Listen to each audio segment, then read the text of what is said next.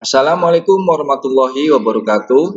Selamat datang dan saya ucapkan banyak-banyak terima kasih pada kalian semuanya yang telah mampir pada channel ini.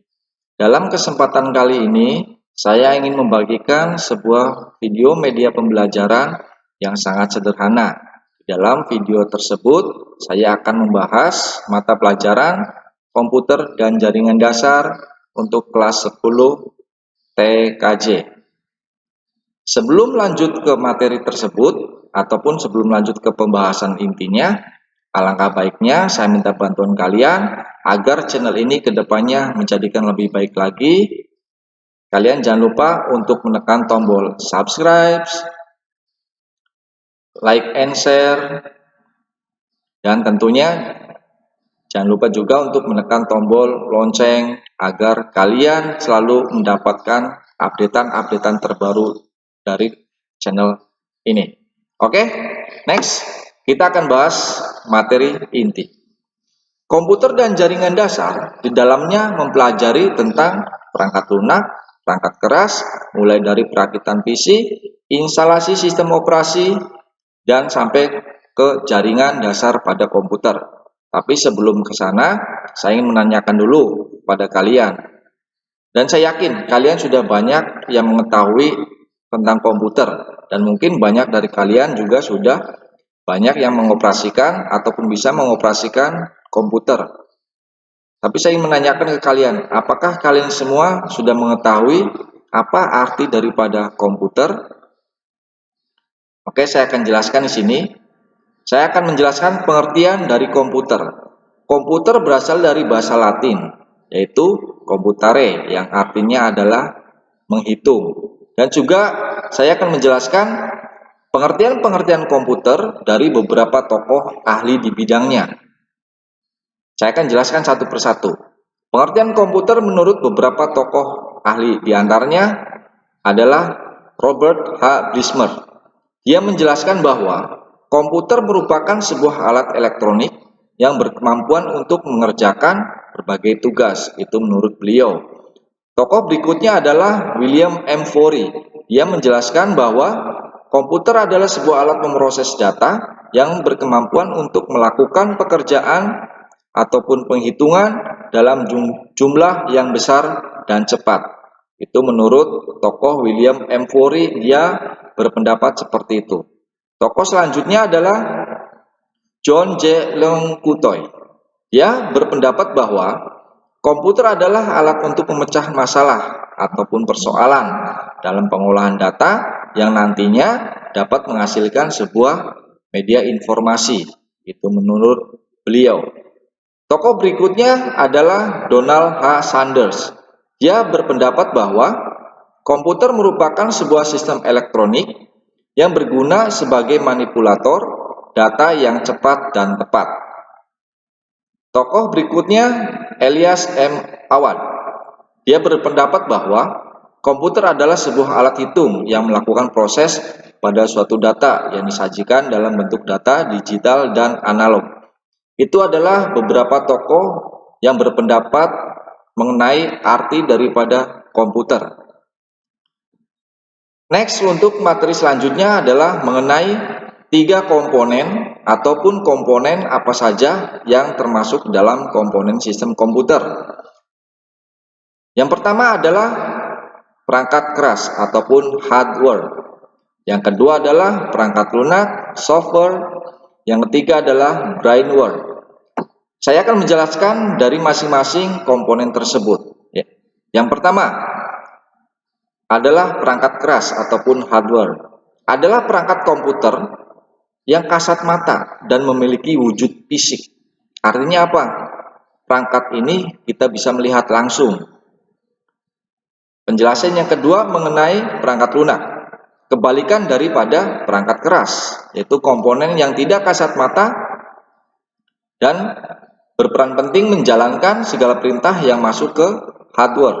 Artinya apa? Perangkat lunak ini, kalau perangkat keras tadi kita bisa melihat langsung, tapi kalau perangkat lunak kita tidak bisa melihat langsung. Dan yang terakhir adalah brainware. Dia adalah orang yang menjalankan ataupun mengoperasikan komputer. Bisa diartikan brainware adalah kita sebagai pengguna daripada komputer tersebut. Materi selanjutnya tentang perangkat keras dibagi menjadi berapa bagian. Yang pertama, input device atau perangkat masukan. Yang kedua adalah processing device atau perangkat proses. Yang tiga adalah output device, perangkat keluaran. Dan yang terakhir adalah storage device atau perangkat penyimpanan. Saya akan menjelaskan satu persatu mengenai perangkat keras komputer tersebut. Yang pertama, bagian-bagian hardware ataupun perangkat keras komputer yang pertama adalah input device atau perangkat masukan. Apa sih input device? Input device adalah sebagai alat yang memasukkan berbagai data atau instruksi dan juga perintah pada komputer. Sebuah data harus diinput terlebih dahulu sebelum diolah menjadi sebuah informasi. Diolahnya itu di mana? Diolahnya tentunya di bagian processing device. Karena apa? Fungsi daripada processing device atau perangkat proses adalah untuk mengolah berbagai data yang berasal daripada input device. Yang selanjutnya adalah output device atau perangkat keluaran yang berfungsi untuk memberikan atau mengeluarkan hasil dari data yang masuk dan telah diproses pada bagian processing device. Dan yang terakhir adalah storage device atau perangkat penyimpanan yang berfungsi untuk menyimpan berbagai data yang sudah diolah dari mulai input device, processing device, dan sampai output device atau perangkat pengeluaran. Nah, storage device ini sesuai dengan artinya itu perangkat penyimpanan, berarti dia berfungsi untuk menyimpan berbagai data yang sudah diolah tadi. Sekarang materi yang selanjutnya adalah contoh hardware dan fungsinya. Yang termasuk ke dalam input device ataupun perangkat masukan, contoh hardware-nya atau perangkat kerasnya adalah yang pertama mouse.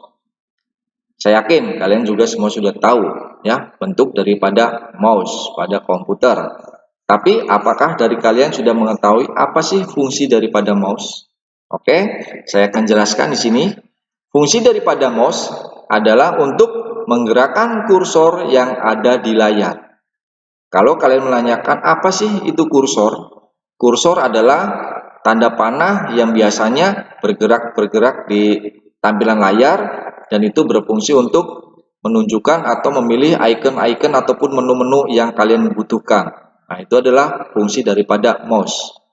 Perangkat masukan selanjutnya adalah keyboard ya. Keyboard adalah untuk membantu pengguna dalam memasukkan huruf, angka, simbol dalam proses pengetikan pada komputer. Tanpa adanya keyboard, saya yakin kalian tidak akan bisa melakukan proses pengolahan data ataupun pengetikan data. Itu fungsi daripada keyboard. Nah, selanjutnya adalah yang termasuk hardware pada output device atau perangkat keluaran. Pertama, monitor. Apa sih fungsi daripada monitor? Monitor berfungsi untuk menampilkan gambar atau objek yang sedang diproses. Artinya apa?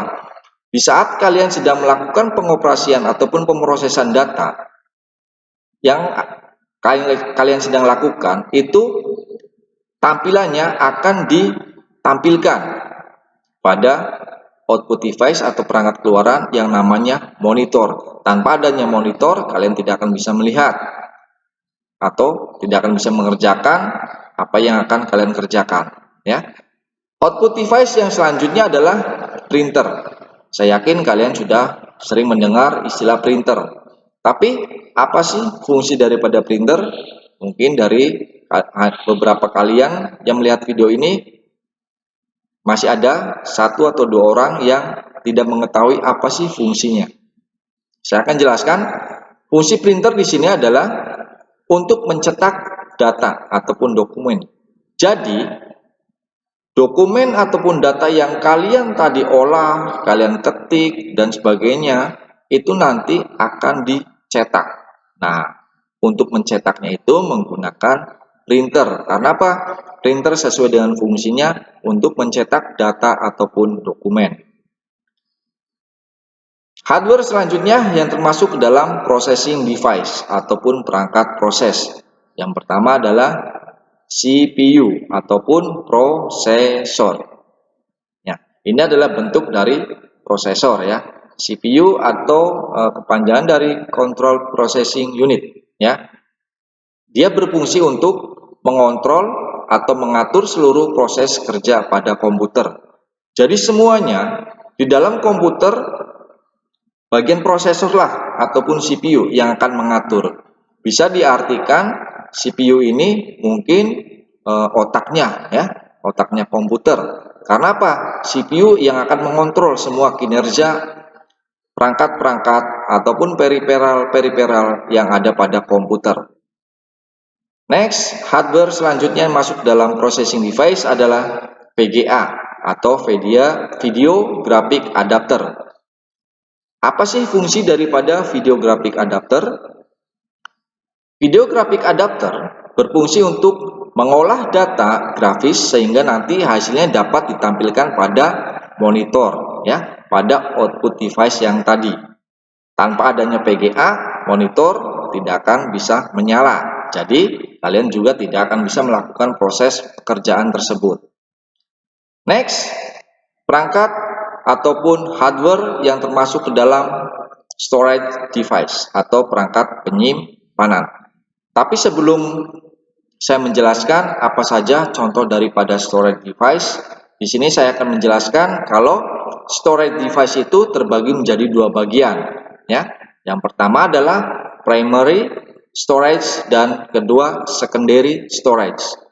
Keduanya merupakan jenis yang berbeda, namun memiliki fungsi yang sama, yaitu untuk media penyimpanan. Jadi, di bagian storage device atau perangkat penyimpanan dibagi menjadi dua bagian, yaitu primary storage dan secondary storage.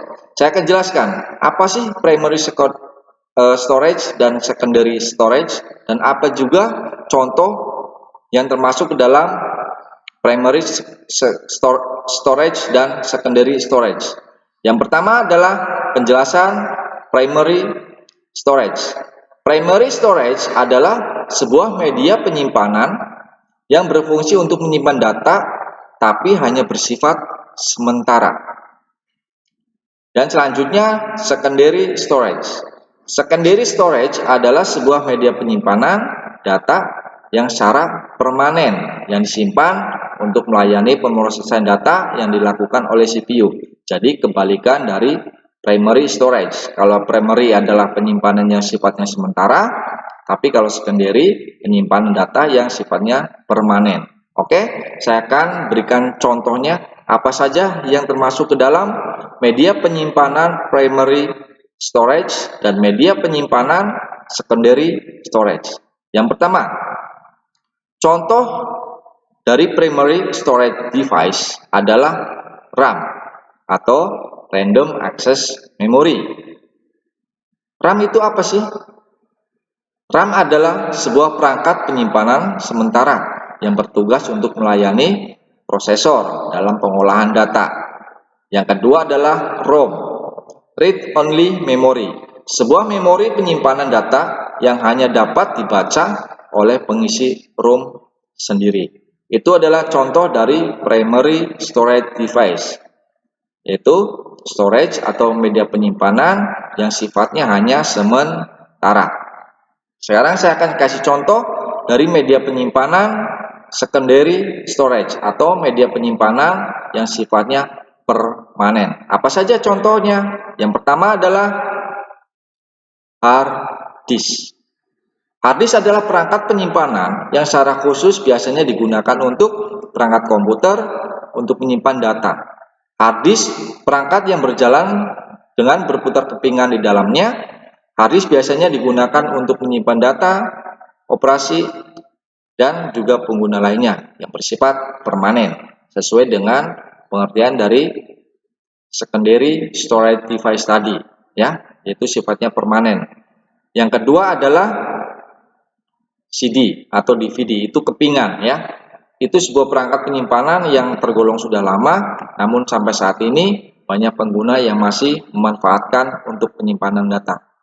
Oke, teman-teman semuanya, mungkin pada kesempatan kali ini sampai sini saja pembahasan kita masalah komputer.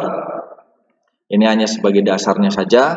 Mudah-mudahan kalian yang melihat video ini bisa mendapatkan sebuah ilmu tambahan yang berkaitan dengan komputer. Ya. Billahi taufiq wal hidayah. Wassalamualaikum warahmatullahi wabarakatuh.